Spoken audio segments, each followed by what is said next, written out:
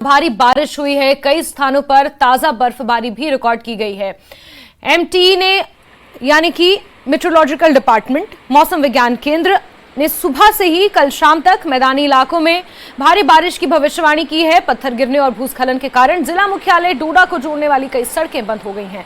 प्रशासन ने लोगों से नदियों से दूर रहने की अपील की है, उन्हें सलाह दी है। वहीं आपातकालीन स्थिति में घर छोड़ने से पहले प्रशासन से संपर्क करने की बात भी कही गई है। तो एक बार फिर से मौसम का मिजाज घाटी में बदला हुआ है और भलेसा में भारी बारिश रिकॉर्ड की गई है। तो जम्मू कश्मीर के कई इलाकों में, खासतौर पर ऊपरी इलाकों में बारिश का सिलसिला लगातार जारी है और अब कहीं ना कहीं हल्की बर्फबारी भी दर्ज की जा रही है। कई स्थानों पर ताजा बर्फबारी हुई है। पत्थर गिरने के कारण डोडा को जोड़ने वाली कई सड़कें बंद हैं। प्रशासन ने लोगों से बिना कारण यातायात करने की मनाही की अपील की है प्रशासन ने। और अब तस्वीरें भी सामने आई हैं जहां भारी भरकम बारिश की वजह से यातायात बाधित है। आज सुबह से कल शाम तक मैदानी इलाकों में भारी बारिश की भविष्यवाणी की गई है। बिलाल बाली का रुख करते हैं रामबन से, इसी खबर पर जुड़ गए हैं। बिलाल, मौसम ने एक बार फिर से करवट ली है और प्रशासन भी कहीं ना कहीं सतर्क नजर आ रहा है। डोडा के जो कुछ संपर्क मार्ग हैं वो पूरी तरह से बंद हैं। किस तरह की स्थिति बनी हुई है, क्योंकि कल शाम तक इसी तरह मौसम रहने का अनुमान जताया गया है। देखिए जैस्मीन, जैसे एमईटी ने प्रिडिक्ट किया था उसी हिसाब से कल हम देख रहे हैं कि कल दिन भर बारिशों का सिलसिला जारी रहा। परसों रात को भी भारी बारिशें हुई और आज सुबह से बारिश हो रही थी। इस वक्त जरा सा मौसम जो है अभी रुका हुआ है, लेकिन बादल लगातार छाए हुए हैं और ये मौसम यूं ही खराब रहने का आगे तकरीबन 24 घंटों तक की प्रेडिक्शन की गई, जिससे जो मामूल की जिंदगी है वो मुतासिर हो जाती है। सबसे ज़्यादा इफेक्ट जिसका पड़ता है जम्मू से नेशनल हाईवे पर। कल के दिन में भी हमने देखा कि किश्तवाड़ी पत्थर और ढलवास के मकाम पर लैंड सिंक हुई, वहाँ पर लैंड स्लाइड आई, जिसके बाद ट्रैफिक को कुछ देर तक रोका गया था। हम आफ्टरनून में जो है रोड को क्लियर करके ट्रैफिक को चलने की इजाज़त दे दी गई। उसी तरीके से ढलवास के मकाम पर भी मड स्लश की वजह से यहाँ ट्रैफिक की आवाजाही में काफ़ी दिक्कतों का सामना हुआ और बाद में फिर ट्रैफिक को रिस्टोर कर दिया गया। और उसी पैटर्न पे डोडा किश्तवाड़ रोड जो हमारा हाईवे है वहाँ पर भी हमारे पास इत्तलात है कि वहाँ पर भी जो सड़क की जो आवाजाही है उसमें ट्रैफिक की आवाजाही में उसमें दिक्कतों का सामना हुआ है। तो अभी बारिश जो है लगातार होती जा रही है और जो अनप्रेडिक्टेबल बारिश है जिसे हम कहते हैं कि बिन मौसम के बारिशें हो रही है, लगातार होती जा रही है। इससे पूरा ज़िंदगी का जो निज़ाम है वो दरहम बरहम हो गया है। कई मकाम पर बड़ी लैंडस्लाइड हुई है। जैसा कि आप जानते हैं कि ज़िला रामबन के परनोत इलाके में पिछले 3 दिनों से लगातार ज़मीन खिसकने का वाक़या पेश आया, जिसमें तकरीबन 50 से 60 घर है जो डैमेज हो गए हैं और वहीं से तकरीबन 100 घरों को खतरा लाहिक है, जिसके बाद एडमिनिस्ट्रेशन ने उनको डिफरेंट लोकेशंस पर शिफ्ट किया है ताकि उनको महफूज मकामात की तरफ रखा जाए, जिसमें 4 बेस कैंप बनाए गए हैं जो रिलीफ कैंप जिन्हें डिस्ट्रिक्ट एडमिनिस्ट्रेशन ने कहा है। उसमें पंचायत घर है और उसके अलावा कम्युनिटी हॉल है, रामबन कम्युनिटी हॉल है और डिस्ट्रिक्ट एडमिनिस्ट्रेशन का एक और यहाँ पर जो रिलीफ सेंटर बना हुआ है ताकि उन लोगों की सहायता की जाए। ज़मीन खिसकने का वाक़या लगातार पेश आते जा रहा है और जो बारिशें हो रही उसकी वजह से खतरा मजीद बढ़ जाते हैं। तो इंतजामिया ने उस स्लाइड लैंड सिंकिंग एरिया की तरफ जाने से लोगों को मना करा हुआ है कि उस तरफ ना जाए, क्योंकि खतरा बराबर बना हुआ है। हम कल दिन को भी देख रहे थे, आज सुबह भी हमारे पास तस्वीर आई है कि जो कल की तस्वीर थी आज उससे अलग है। जमीन बिल्कुल सिंक होती जा रही है और पूरा पेड़ जहाँ पर थे, रिसीविंग स्टेशन था, 400 kV के टावर्स थे और घर जो है, सबसे बड़ी बात यह है कि लोगों की जिंदगी भर की जो कमाई, जिंदगी का रहने का और उन्होंने मकान जो बनाए थे वो सब बिल्कुल बिल्कुल बिलाल, 100 से ज्यादा घरों का इस तरह उनमें दरारें आ जाना और 60 घरों का पूरी तरह रहने लायक ना बचना, ये एक बड़ी चिंता का विषय है। और खासतौर पर जिस तरह से मौसम विज्ञान केंद्र ने भारी बारिश अगले कुछ घंटों तक भी जारी रहने की बात कही है, तो ये स्थानीय लोगों के लिए परेशानी का सबब ही है। बिलाल, आप लगातार बने रहे। मुगल रोड पर ताजा बर्फबारी और बारिश से कई स्थानों पर भूस्खलन और हिमस्खलन देखने को मिल रहा है। मौसम विभाग ने अगले 2 दिनों तक बारिश और बर्फबारी की संभावना जताई है, जिस कारण अगले आदेश तक मुगल रोड को बंद कर दिया गया है। रोड बंद होने से पुंछ और राजौरी के लोगों की परेशानियां बढ़ गई हैं। बिलाल, बारिश ही नहीं बल्कि बर्फबारी का भी अनुमान मौसम विज्ञान केंद्र ने जताया है और एक बार फिर से बड़ी मशक्कत के बाद मुगल रोड को खोला गया था और एक बार फिर मुगल रोड यातायात के लिए पूरी तरह से बंद है। पुंछ, राजौरी और साथ ही साथ क्योंकि एक लाइफलाइन भी इस मुगल रोड को माना जाता है, लोगों की परेशानियां अभी खत्म होने का नाम नहीं ले रही हैं। हाँ बिल्कुल, देखिए जो मौसम में तब्दीली आ रही है उसमें जो निचले इलाके हैं वहाँ बारिशें हो रही है और अपर रीचेस जो हम कहते हैं वहाँ पर भारी बर्फबारी हो रही है और जिसमें मुगल रोड भी आता है और बाकी जो स्ट्रेचेज है वहाँ पर भी बर्फबारी हो रही है, जिसकी वजह से नेशनल हाईवे का अल्टरनेट जो होता है मुगल रोड होता है। जब मुगल रोड ही बंद हो जाए तो यहाँ नेशनल हाईवे पर पूरा प्रेशर पड़ता है, तो इसकी वजह से जो है आवाम को बहुत परेशानियों का सामना करना पड़ता है। जो पुंछ रजौरी से कनेक्ट होता हुआ वादी कश्मीर के अनंतनाग, शोपियान और कुलगाम के डिस्ट्रिक्ट्स को कनेक्ट करता है, तो मुगल रोड का खुला रहना यकीनी तौर से बहुत ज़रूरी है। और आने वाले दिनों में भी, क्योंकि आने वाले दिन जो होता है फ्रूट सीज़न होता है, हमें पता है कि वहाँ का ट्रैफिक जो वहाँ जो भारी तादाद में वहाँ ट्रक्स वगैरह वहाँ से जाते हैं और जम्मू से नेशनल हाईवे पर उसका प्रेशर जो है वो थोड़ा सा डिस्ट्रीब्यूट हो जाता है। मुगल रोड का बंद रहना यकीनी तौर से उसका प्रेशर पूरा का पूरा NH44 पर आता है और NH44 पर कंस्ट्रक्शन की वजह से अक्सर और बेशतर यहाँ लैंडस्लाइड होती है, मड स्लैश आता है, ट्रैफिक जैमिंग होती है, तो लोगों को दिक्कतों का सामना था। पिछले दिनों लोग बड़े खुश थे कि अब चलो मुगल रोड के जरिए हम सफर कर सकते हैं,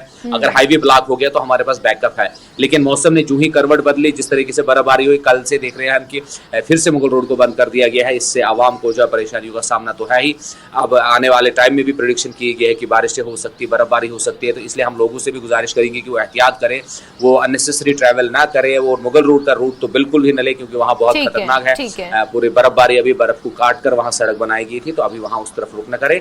और ऐसे भी जम्मू से नेशनल हाईवे पर भी आप सफर करने से गुरेज ही करें जब तक मौसमी हालत ठीक नहीं होती है। बिल्कुल, कहीं ना कहीं बिलाल प्रशासन पूरी तरह से अलर्ट है और लोगों से ये अपील की जा रही है और न्यूज 18 के माध्यम से भी लोगों को हम ये बता दें कि लगातार मौसम खराब है। मौसम विज्ञान केंद्र ने बिना किसी कारण इन रास्तों पर यातायात करने से मना किया है। और रामबन जिले के परनोट, बिलाल आप बने रहे हमारे साथ। दरअसल रामबन में जिस तरह के हालात बने हुए हैं, जहां परनोट इलाके में भूस्खलन से करीब 50 से 60 घर नष्ट हो गए हैं। दरारें पड़ने की वजह से 100 से ज्यादा मकानों को खतरा है।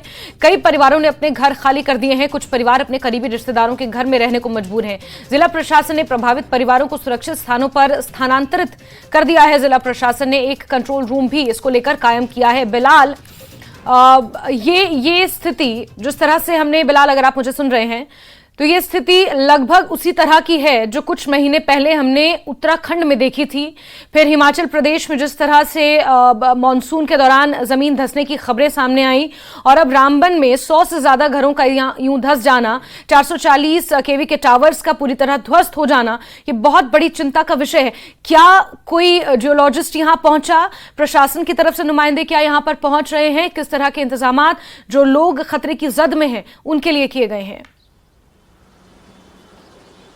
हाँ बिल्कुल, देखिए ये नेचुरल डिजास्टर है और इसका हम पहले उत्तराखंड में हमने सुना था कि इस तरह की बड़ी त्रासदी हुई थी। इससे पहले हम देखेंगे कि डिस्ट्रिक्ट रामबन में ही हमारे यहाँ पर गूल संगलदान सड़क राब्ते पर जहाँ पर तकरीबन 16 घर डैमेज हुए थे, और उससे पहले 2020 में ढलवास के मुकाम पर 40 घर जो है वो इसी तरह से लैंड सिंकिंग के जद में आ गए थे। आज ये आंकड़ा 100 को पहुंच गया है, जिनको खतरा लाहिक है। एडमिनिस्ट्रेशन जो है पिछले 2-3 दिनों से बिल्कुल मानिटली जो है इसको मॉनिटर कर रही है। वहां पर DDMA का एक कैंप लगाया गया है, जो डिस्ट्रिक्ट मजिस्ट्रेट है, जो डिजास्टर मैनेजमेंट के हेड होते हैं, वो खुद वहां पर मौजूद है और उनका पूरा जो महकमा है वो पूरा वहां पर पहुंचा हुआ। सब तरह की वहां पर चीजों को एसेस किया जा रहा है और सबसे बड़ी बात है कि लोगों की जानों को बचाने के लिए कोशिश की कि उन लोगों को वहां से सेफर लोकेशन पर शिफ्ट किया गया, ताकि हम किसी बड़ी जानी नुकसान से बच सके। तो ये प्रोएक्टिव अप्रोच हमने देखी डिस्ट्रिक्ट एडमिनिस्ट्रेशन की, जिसकी वजह से अभी तक हमारे पास ऐसी कोई इत्तलात नहीं है कि जानी नुकसान हुआ है। ये बहुत सराहनीय कदम है कि एडमिनिस्ट्रेशन ने वक्त किए जो है इस पर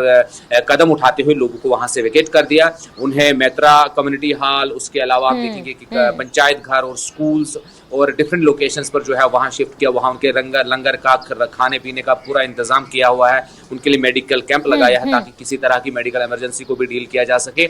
और वैसे आप जो बात कर रहे थे कि यहाँ कोई टीम्स आ रही है, तो हमने कल देखा कि जियोलॉजिकल सर्वे ऑफ इंडिया की टीम्स जो यहाँ पहुंची थी, जो सैंपल्स कलेक्ट करके यहाँ से ले गए हैं, और हम उम्मीद करते हैं कि आने वाले 1-2 दिनों में उनकी रिपोर्ट आ जाएगी। वो भी हम नाजरीन के साथ साझा करेंगे कि क्या कर वजूहात रही होंगी कि इस परनोत इलाके में अचानक से इतनी बड़ी त्रासदी पेश आई और ये पूरा इलाका जो सिंक होने लगा, जिसके बाद जो 100 घर डैमेज हुए, उसके बाद जो 400 केवी का जो 4। बिलाल, ये बड़ी चिंता का विषय है, जांच का विषय है। और जिस तरह से आपने कहा कि जियोलॉजी सर्वे ऑफ इंडिया की टीम यहाँ पहुंची थी, सैंपल्स कलेक्ट किए गए हैं, क्या कारण रहा और आगे आने वाले समय में क्या कुछ कदम यहाँ के लिए उठाने जरूरी हैं, इसको लेकर भी हम आपसे जानकारियां लेंगे। नजर बना के रखें। बिलाल बाली, बहुत शुक्रिया जुड़ने के लिए हमारे साथ। ये हमारा जो एपिसोड है ये परसों शाम को हुआ, लगभग कोई 5 बजे के करीब जो है वो लोगों को पहले हमारी रोड जो है वो सिंक हुई, उसी के बेसिस पे जो है वो इन्फॉर्मेशन गई। तो हमने प्रिकॉशनरी मेजर पे लगभग उस दिन जो है वो 30 फैमिलीज़ को जो है वो हमने वहाँ से शिफ्ट किया, इवैक्यूएट कर लिया। और दूसरे जो 26 फैमिलीज़ हमारी और थी जिनको हमने जो है वो दूसरे दिन सुबह जो है वो वहाँ से शिफ्ट कर लिया, उनका माल लाइफ स्टॉक जितना भी था उसको भी शिफ्ट कर दिया।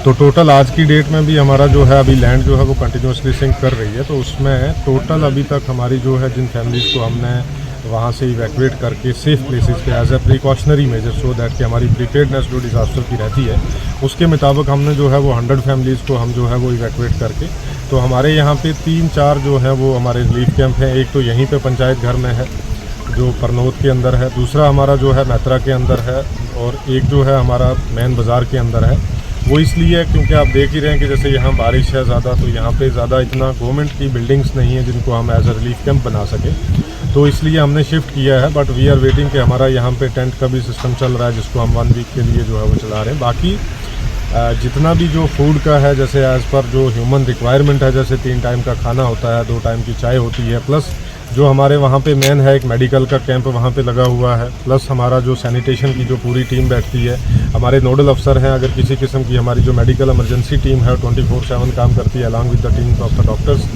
और बाकी जितना भी जो रिक्वायरमेंट्स हमारी है, जैसे अभी हमें बाकी चीज़ें हैं, हम असेसमेंट कर रहे हैं। आज सुबह से हमने जो है वो यहाँ पे कैंपिंग की हुई है। आपने देखा होगा कि आप पीछे मेरे देख ही रहे हैं कि यहाँ पे जो district disaster management authority district की होती है, जिसका चेयरमैन डिप्टी कमिश्नर होता है, तो हमने यहाँ पे ऑफिस कैंप ही यहीं पे लगाया हुआ है। और ये हम तब तक ये कैंप यहाँ पे चलता रहेगा जब तक ये रिलीफ का सारा काम और पूरी असेसमेंट हमारी जो है वो पूरी नहीं हो जाती। 2 दिन से हम देख रहे हैं कि ये इलाका बराबर धंस रहा है। जहां हमने पहले देखा कि इसमें कम घर थे, लेकिन अब इसकी जद में मज़ीद भी घर आ रहे हैं, क्योंकि 24 से ये आंकड़ा अब लगभग 30-32 की तरफ जा रहा है। जहां टोटल डैमेज की बात करें, क्योंकि रिस्क में 20-22 घर और भी हैं जो इसके बॉटम में है, 7 घर इसके टॉप पे है जहाँ पे हम देख रहे हैं कि क्रैक्स पड़े हुए हैं घरों में। परेशानी है तो जाहिर सी बात है, हालात किस तरह के हैं ये तमाम चीज़ें तो आप देख ही रहे हैं। हालांकि हमारी रिक्वेस्ट तो एडमिनिस्ट्रेशन से और लेफ्टिनेंट गवर्नर एडमिनिस्ट्रेशन से यही है कि कंपनसेट किया जाए, हमें ज़मीन कहीं फराहम की जाए, क्योंकि अब ना हमारे पास घर है ना हमारे पास ज़मीनें हैं। और कुछ लोगों का तो रोज़गार भी खेती बाड़ी से जुड़ा था, तो वो लोग भी बेरोज़गार हो गए हैं। तो 3 तरह की हमारी डिमांड्स रहेंगी जो टॉप पे हैं। एक तो ये कि हमें आप ज़मीन दे दीजिएगा 10 मरले पर हेड, और उसके बाद आप हमारे लिए कंपनसेशन का इंतज़ाम कीजिएगा ताकि हम उस पर कंस्ट्रक्शन कर सकें। और तीसरी बात, वो जो लोग बाग मालकान थे या फिर जो खेती बाड़ी कर जिनका ज़रिया आमदन यही था, सोर्स ऑफ इनकम यही था, आप उनके लिए भी रोज़गार का कुछ कीजिएगा। कहूँगा कि ये बहुत बड़ा हादसा है, दिलदोज़ हादसा है, जहाँ हमारी ज़मीन जो है तकरीबन 2 किलोमीटर के करीब जो है खिसक गई, जिसमें हमारे रिहायशी मकानात जो हैं और जानवर जो हैं यहाँ पे रहा करते थे। बहुत अफसोस है, इसकी भरपाई हम नहीं कर सकते। बहरहाल हम गवर्नर साहब और उनके एडमिनिस्ट्रेशन से यही कहेंगे कि जल्द अज जल्द इनको जो है रिहेबिलिटेट किया जाए। इसके अलावा हम अपने पार्टी हाईकमान तक भी हमने बात रखी है, तो वही फ़राइज़ अंजाम देते हुए मैं अपने पार्टी डिस्ट्रिक्ट प्रेसिडेंट साहब ने मुझे यहाँ भेजा है कि आप वहाँ सूरत हाल देखिए, इंशाल्लाह वो खुद भी आएंगे। तो हम उम्मीद करते हैं कि गवर्नर साहब और उसके इंतज़ामिया जो है इनको जल्द अज जल्द जो है फराहम करो। और मैं एडमिनिस्ट्रेशन का खासकर डिप्टी कमिश्नर रामबन का शुक्रिया करता हूँ कि वो शायद पूरी टीम लेकर कल से यहाँ पे खैमाजन हैं, तो जितना भी हो सकता है तो हम भी उनके शाना बशाना हैं। जैसे भी ये परसों से चल ही रहा है अभी तक, और ये रुकने का नाम नहीं ले रहा है। आप देखेंगे कि कम से कम 300 से ज़्यादा इसमें लोग जो इन्वॉल्व हो चुके हैं, 57 हाउसेस डैमेज हो चुके हैं और 82 और कह रहे हैं। तो एक पूरे गांव का गांव ही चल रहा है। तो हमारी यही गुजारिश है, करने और कहने में बहुत बड़ा फ़र्क होता है। नेशनल मीडिया ने चलाया, एडमिनिस्ट्रेशन ने भी कहा, हमारी एलजी एडमिनिस्ट्रेशन सेंट्रल गवर्नमेंट से है कि रिहेबिलिटेशन का आप क्या कहेंगे, क्या इनको कहीं ज़मीन अलॉट की जाए और वहाँ पर कंपनसेशन अनाउंस की जाए। ये मुझे लगता है जम्मू कश्मीर में सबसे बड़ा इंसिडेंट हो रहा है इतना पूरा। और खबरों का सिलसिला जारी, वक्त एक बहुत छोटे से ब्रेक का।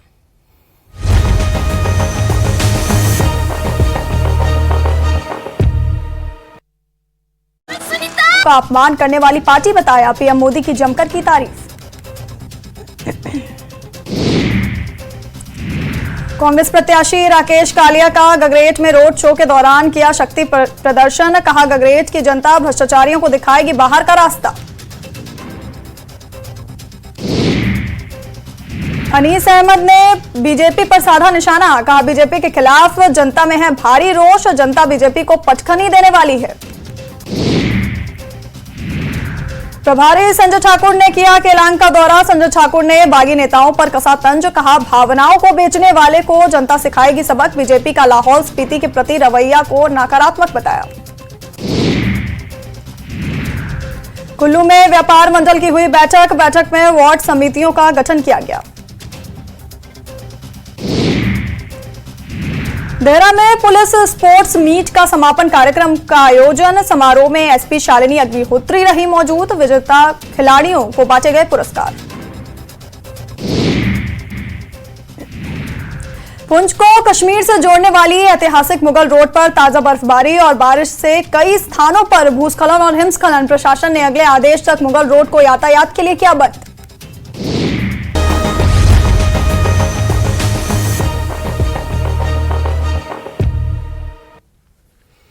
ब्रेक के बाद बढ़ते हैं आगे। आरएसपुरा के मीरा साहिब में आम आदमी पार्टी नेता ओम प्रकाश खजूरिया की दुकान पर फायरिंग का मामला सामने आया। फायरिंग में किसी के घायल होने की खबर नहीं है। फायरिंग की जिम्मेदारी गैंगस्टर अबू जट ने कबूल की है। गोली दुकान के शीशे पर लगी है। पुलिस की टीम ने जांच शुरू कर दी है। ये वही गैंग है जिसने कुछ हफ्ते पहले कठुआ में एक पीएसआई की हत्या की थी और अब आम आदमी पार्टी के नेता पर फायरिंग का ये मामला सामने आया है। आज लगभग 8 बजे मेरा बिजनेस प्रेमिस है, वहाँ पे खजूरिया फूड माल, वहाँ किसी ने बुलेट फायर किया है, उसको टारगेट करके बुलेट फायर किया हुआ है। अभी पुलिस इन्वेस्टिगेशन कर रही है। उसकी एसडीपीओ आरएसपुरा भी है, एसएचओ मीरा साहब भी हैं और मुझे एसपी साउथ का भी मुझे फ़ोन आया है। ठीक है, वो प्रॉपर इन्वेस्टिगेशन कर रहे हैं। और ये एक किस्म की, क्योंकि मैं पॉलिटिकल एक्टिविस्ट हूँ इसलिए इसका एक टारगेट भी था। राजन वैद हमारे सहयोगी से खबर पर ज्यादा जानकारियों के साथ जुड़ गए हैं। जी राजन, आप वहीं मौजूद हैं जहां पर ये गोलीकांड हुआ है, क्या कुछ जानकारियां और किस तरह की जांच आगे बढ़ रही है? देखिए जास्मीन, आपने सही कहा, इस इलाके में सनसनी फैल गई और क्योंकि 2 बाइक पे आते हैं युवक और यहाँ ठीक दुकान के सामने यहाँ खड़े होके जो देसी कट्टा जो सामने आया है जांच में उसका इस्तेमाल किया गया है और देसी कट्टे से यहाँ खड़े होके, यानी कि आप लगा सकते हैं अंदाजा के बिना खौफ के यहाँ पे खड़े होके उन्होंने यहाँ पे गोली दागी और यहाँ पे जो आप निशान देख सकती हैं उस वक्त जो ओम प्रकाश खजूरिया हैं वो अपनी दुकान में मौजूद नहीं थे। हालांकि बहुत से जो है इस दुकान में काम करते हैं, इसके आगे एक लकड़ी का फ्रेम है, लेकिन कहीं ना कहीं वो जो लोग थे जो काम करते हैं, जो आमतौर पे जो यहाँ पे गल्ला है जो दुकान का जो काउंटिंग जो होता है तो वहां पे गले पे वो उस वक्त लोग नहीं बैठे थे, वो पीछे थे, इसलिए अभी किसी को हताहत होने की खबर नहीं है। लेकिन गनीमत ये थी कि ओम प्रकाश खजूरिया अमूमन यहीं बैठते हैं और जो भी यहाँ पे गोली जिन्होंने चलाई वो जानते थे कि इस वक्त जो ओम प्रकाश खजूरिया वो दुकान पे मौजूद होते हैं, क्योंकि ये शाम के वक्त यहाँ पे पहुंचते हैं, दिन के वक्त ये कहीं अपनी जो पॉलिटिकल एक्टिविटीज होती हैं उनको चलाते हैं। ये आम आदमी पार्टी के नेता हैं और हमारे साथ भी मौजूद भी हैं और आज यहाँ के लोगों ने भी अपना गुस्सा जो है व्यक्त किया है। लोगों का कहना है कि जिस तरह का लॉ एंड ऑर्डर सिचुएशन इस वक्त जम्मू कश्मीर में बन चुका है, ये आम लोग जो हैं वो काफी खौफ में हैं। इनसे जानेंगे। ओम प्रकाश जी, हालांकि ये मामला अब खुल के सामने आ चुका है कि ये रैंसम का मामला है, उगाही का मामला है, आपको कोई कॉल आया था रैंसम के लिए? नहीं, मुझे इस तरीके का कोई कॉल नहीं आया। मैं काउंटर पे नहीं था उस समय, क्योंकि अमूमन जैसे आपने कहा कि मैं दिन भर पॉलिटिकल एक्टिविटीज़ में इंडल्ज रहता हूँ, इन्वॉल्व रहता हूँ और शाम के समय ही मैं अपने बिजनेस को थोड़ा समय दे पाता हूँ, सुबह और शाम को। तो कोई एक आदमी आया जिसने फेस कवर किया हुआ था, वो बेटे से पूछा कि खजूरिया साहब कहाँ हैं, तो उन्होंने कहा नहीं है, तो उन्होंने कहा उनका नंबर दे दो। तो इन्होंने शॉप का जो विजिटिंग कार्ड होता है वो दे दिया और उसके बाद 3-4 मिनट के बाद वो आते हैं 2 लोग स्कूटी पे और फायर करके चले जाते हैं और वो सीसीटीवी कैमरा फुटेज में आ गया है। मैं वही पूछने वाला था, आपने सीसीटीवी कैमरा लगाया है, हालांकि इसकी डीवीआर आपने जैसे कहा कि हमें बताया कि पुलिस ने जब्त कर ली है, लेकिन आपने क्या कुछ देखा इसमें? उसमें जो हमने देखा वही लड़का आ रहा है, वो नकाबपोश है, ठीक है, कैप पहनी हुई है, बेटे से आके बात कर रहा है, उसके बाद जा रहा है। 3-4 मिनट के बाद दो लोग स्कूटी पे आते हैं, वो बिल्कुल सामने खड़े होके, और क्योंकि सीसी कैमरा फुटेज में जो आ रही है वो पुलिस के मुताबिक, क्योंकि पुलिस को तो पता होता है कि कौन सा वेपन है, तो पुलिस के मुताबिक यही है कि वो देसी कट्टा था, देसी कट्टे से जहाँ पे उन्होंने फायर किया है। तो वो आसपास जैसे कि हमने देखा है शाम के वक्त काफी व्यस्त इलाका होता है, अन्य दुकानों पे भी सीसीटीवी कैमरास होंगे, तो क्या वो भी खंगाले गए क्या? देखिए, आप जहाँ तक रात का वो था, उस समय एसडीपीओ आरसपुरा और एसएचओ पुलिस स्टेशन मीरा साहब वो तुरंत यहाँ पे आ गए। उसके बाद उन्होंने अपनी इन्वेस्टिगेशन शुरू कर दी, हमारा ही सीसी कैमरा से वो जानना शुरू किया। और जरूरी तो ये है कि क्योंकि ये बाजार है, बहुत बड़ी मार्केट है, जहाँ पे ऑलमोस्ट सभी शॉप्स के ऊपर सीसी कैमरास लगे होते हैं, फ्रंट पे भी होते हैं, अंदर भी होते हैं, तो पुलिस को अपनी इन्वेस्टिगेशन में उन सभी को भी लेना चाहिए कि जिस तरफ वो स्कूटी गई, पीछे कहाँ से आई, किस तरफ से निकली, ठीक है, ये सारी की सारी जब जांच होगी तो बहुत सारा कुछ सामने आ जाएगा। जो सब एक गैंग का नाम सामने आया है, और वो पहले भी जो पीएसआई पे अटैक हुआ था कठुआ में, उसमें भी वो शामिल बताया जाता है गैंग। ये जो गैंग है, इससे पहले भी कभी आपको थ्रेट आया या आपको लगता है कि ये गैंग आपके इस इलाके में एक्टिव है? नहीं, इस इलाके में ये पहली वारदात है, क्योंकि आरसपुरा सब डिवीजन एक बड़ा पीसफुल एरिया है और आज से पहले इस तरीके के क्राइम नहीं कहीं कभी आज तक नहीं हुआ यहाँ पे। बट जो रिसेंट जो डेवलपमेंट हो रही हैं जम्मू के अंदर, जिसमें इस तरीके की जो क्राइम दिन ब दिन बढ़ता जा रहा है, कभी बिश्ना में हो रहा है, उसी समय रात को 9:15 बजे पता चला कि चौहाला में भी कुछ दो लोगों ने जाके किसी के घर में फायरिंग करी। तो इट मीन्स के ये बेखौफ जो लोग घूम रहे हैं, जो क्रिमिनल लोग हैं वो घूम रहे हैं, तो जम्मू कश्मीर पुलिस एडमिनिस्ट्रेशन को जिसका संज्ञान लेना चाहिए। और इसके साथ साथ हमने देखा कि मकामी जो लोग आपके साथ, काफी लोग जो है यहाँ पे मौजूद हैं, और मकामी लोगों में भी काफी गुस्सा हमें देखने में आया, और किस तरह से यहाँ पे जो गुंडे हैं वो बेखौफ होते गए हैं। आप क्या कहेंगे, किस तरह का खौफ आप में? हम ये कहेंगे कि सरकार को जब बोलते हैं, पुलिस डिपार्टमेंट को बोलते हैं कि अगर पुलिस डिपार्टमेंट है तो ये लोग गुंडे कैसे घूम रहे हैं शहरों, क्योंकि गवर्नमेंट इनको कितने तनख्वाह देती है, किस लिए देती है। लेकिन जो हमारे खजूरिया साहब हैं, ये हमारे मसीहा हैं, जो इनके सामने आएगा उसके लिए हम जान देने को तैयार हैं। तो आप देख सकते हैं मकामी लोग हैं, इनमें जो है गुस्सा है, और ये जिस तरह से दुकान आपको दिखाते हैं, दुकान हालांकि अंदर उस वक्त ओम प्रकाश नहीं थे। अगर ओम प्रकाश, ये काउंटर है, यहाँ पे काउंटर में जहाँ ये गोली लगी है, अब भीतर से मेरे विजय आपको दिखाएंगे, यहाँ पे काउंटर में अमूमन लोग बैठे होते हैं और यहीं से जो लेन देन होता है कस्टमर के साथ वो किया जाता है। लेकिन गनीमत ये थी कि उस वक्त ना ओम प्रकाश ना ही उनका कोई वर्कर जो है राजन, ये गनीमत रही कि यहाँ पर कोई हताहत उस तरह से नहीं हुआ है, लेकिन ये बड़ी जांच का विषय है और पुलिस के पास ये पूरा मामला पहुंच चुका है। जैसे कि आपने कहा कि उगाही का मामला है, अब आगे किस तरह से इस पर कार्रवाई होगी देखना काफी महत्वपूर्ण रहेगा। बहुत शुक्रिया राजन हमारे साथ जुड़ने के लिए, तमाम जानकारियों के लिए। आगे बढ़ते बारामूला से आपको खबर देंगे, लेकिन उससे पहले वक्त बहुत छोटे से ब्रेक का।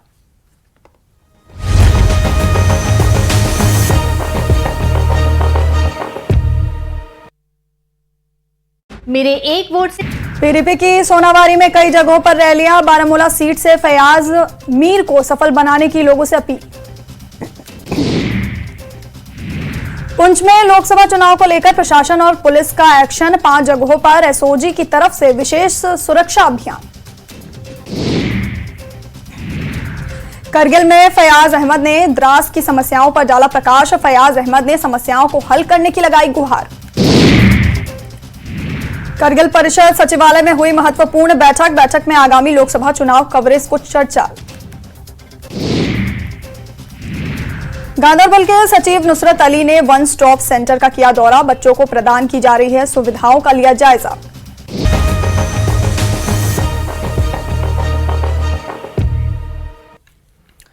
बारामूला संसदीय सीट पर पीपल्स कॉन्फ्रेंस के उम्मीदवार सज्जाद गनी लोन को अपनी पार्टी के समर्थन की घोषणा के बाद अपनी पार्टी के पाटन निर्वाचन क्षेत्र के प्रभारी जावेद इकबाल ने इस फैसले पर नाराजगी व्यक्त की है।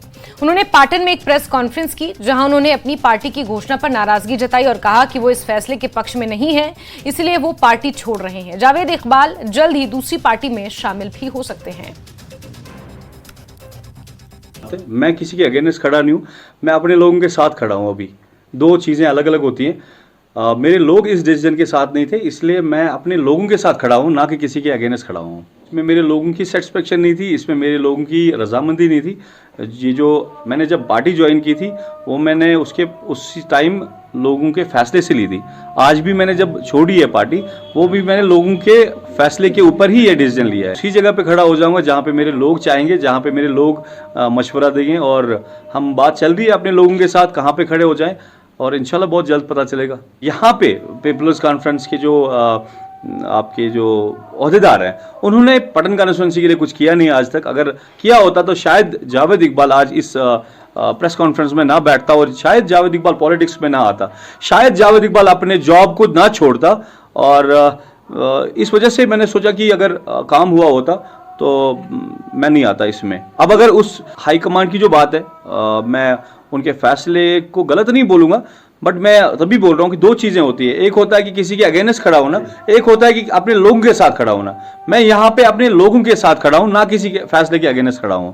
मैं तो दामन तो अल्लाह का ही थामा हुआ है जब भी मैं पॉलिटिक्स में आया हूँ। और उसके बाद बिल्कुल उसके बाद मैं चाहता हूँ कि जहाँ पे मेरे लोग बोलेंगे, जहाँ पे मेरे लोग मशवरा देंगे, मैं उसके साइड पे जाना चाहूँगा।